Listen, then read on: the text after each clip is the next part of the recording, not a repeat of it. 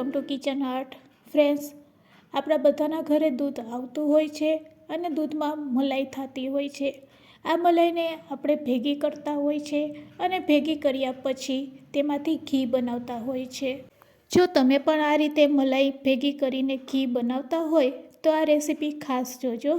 આજે આપણે પૈસા અને સમય બંને બચે તે રીતે ઘી બનાવીશું. તો ફ્રેન્ડ્સ, આપણે સૌ કોઈ જાણીએ છીએ કે બજારમાં ભેળસેળવાળું ઘી મળે છે.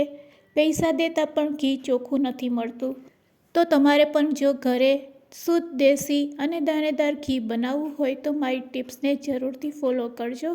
રેસીપી સારી લાગે તો લાઈક અને શેર કરજો.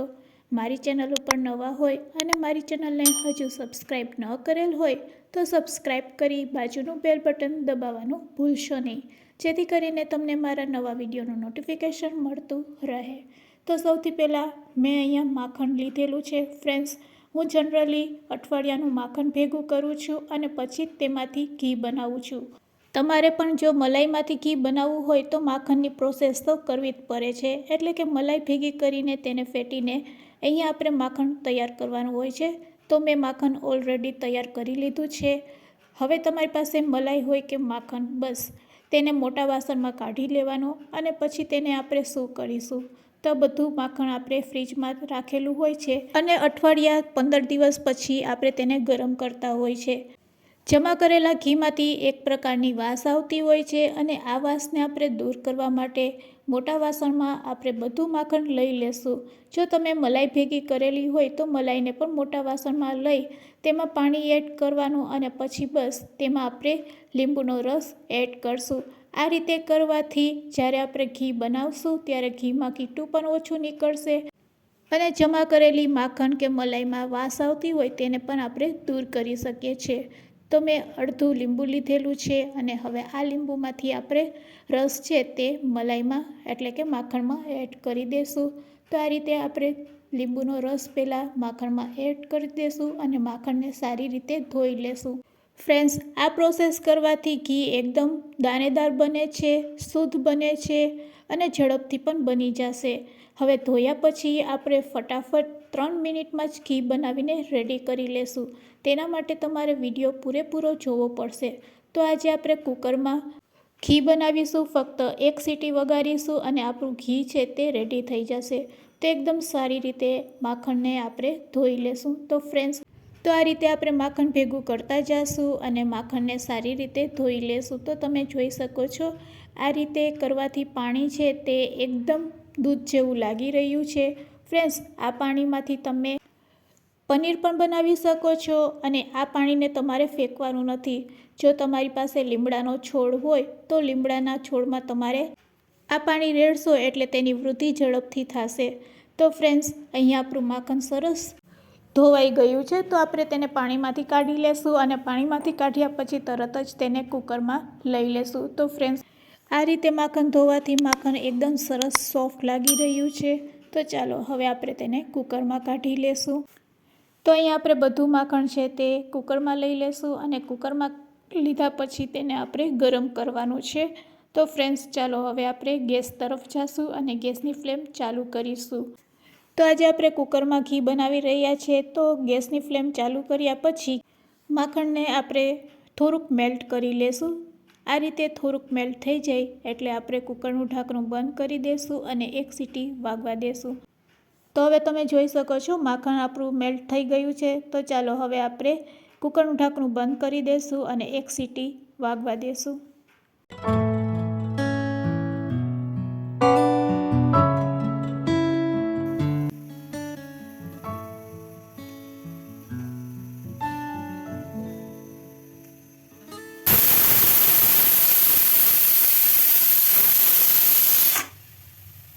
એક સીટી વાગી ગઈ છે. હવે આપણે ગેસની ફ્લેમ બંધ કરી દઈશું, કુકરને ઠંડુ થવા દઈશું અને પછી કુકરના ઢાંકણાને આપણે ખોલીશું. તો ફ્રેન્ડ્સ, તમે જોઈ શકો છો માખણ બધું મેલ્ટ થઈ ગયું છે અને ઘી દેખાવા લાગ્યું છે. તો ફ્રેન્ડ્સ, આ રીતે આપણે ખૂબ જ ઝડપથી ઘી બનાવી શકીએ છીએ. ઘણો સમય આપણો બચી જશે. ઘી બનાવવા માટે ઘણી પ્રોસેસ કરવી પડે છે અને ઘીને ગરમ કરતી વખતે પણ ઘણો સમય લાગી જાય છે, પણ જો તમે કુકરમાં આ રીતે ઘી બનાવશો તો ઝડપથી બની જશે. હવે ફરીથી આપણે ગેસની ફ્લેમ ચાલુ કરીશું અને તેમાં થોડોક લીંબુનો રસ નાખીશું. ફટાફટ ઘીમાંથી કીટું છે તે બધું દૂર થઈ જશે અને આપણું ઘી છે તે રેડી થઈ જશે. ફક્ત 3 મિનિટ લાગશે. આ રીતે લીંબુનો રસ નાખ્યા પછી ઘીને ફરીથી ગરમ કરતી વખતે લીંબુનો રસ નાખશું એટલે ઘીમાં આ રીતનો ઉભારો આવશે અને આ રીતે ઉભારો આવશે એટલે તમારે સમજી જવાનું કે ઘી છે એ થવા લાગ્યું છે. બસ હવે મીડિયમ ફ્લેમ ઉપર ફક્ત 2 મિનિટ માટે આપણે ઘીને ગરમ કરીશું એટલે એકદમ સરસ ઘી છે એ રેડી થઈ જશે. ઘી જ્યારે ગરમ થતું હોય ત્યારે તમે ચમચાથી આ રીતે ધાર કરશો એટલે તમને ખ્યાલ આવશે કે ઘીમાં હજુ છાશનો ભાગ છે. જો આ રીતે તમે ચમચાથી ચેક કરતા જશો અને ઘી પકાવશો તો તમારું ઘી છે એ ક્યારેય દાઝશે નહીં. તો ફ્રેન્ડ્સ, હવે તમે જોઈ શકો છો ઓલમોસ્ટ કીટું છે એ દાઝવા લાગ્યું છે અને ઘી તેમાંથી છૂટું પડવા લાગ્યું છે. હવે બસ 1 મિનિટ માટે જ આપણે ઘીને ગરમ કરવાનું છે એટલે આપણું ઘી છે તે રેડી થઈ જશે. જો મારી શીખવાડેલી આ ટિપ્સ તમે ફોલો કરશો તો તમારું ઘી છે એ એકદમ દાણેદાર અને શુદ્ધ બનશે. તો અહીં આપણું ઘી રેડી છે. ગેસની ફ્લેમ બંધ કરી દેશું અને મેં તમને ચેક કરવાનું કીધું તેમ આ રીતે હવે તમે ઘીને જોઈ શકો છો. ઘી એકદમ શુદ્ધ લાગી રહ્યું છે.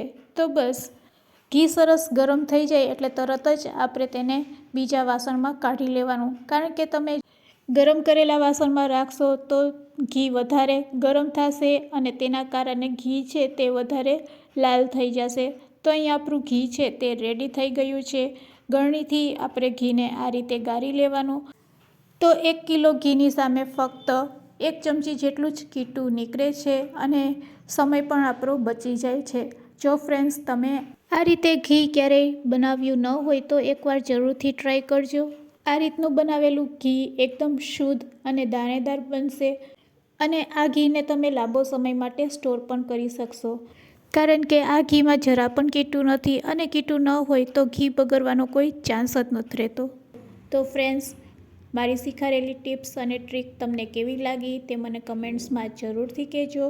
મારી ચેનલને સબસ્ક્રાઈબ ન કરી હોય તો પ્લીઝ સબસ્ક્રાઈબ પણ કરી લેજો. અને હા, વિડીયો યુઝફુલ લાગ્યો હોય તો તમારા ફ્રેન્ડ્સ, મિત્ર અને ગ્રુપમાં શેર કરવાનું ભૂલશો નહીં. Thanks for watching. ફરી મળીશું એક આવી જ નવી રેસિપી સાથે.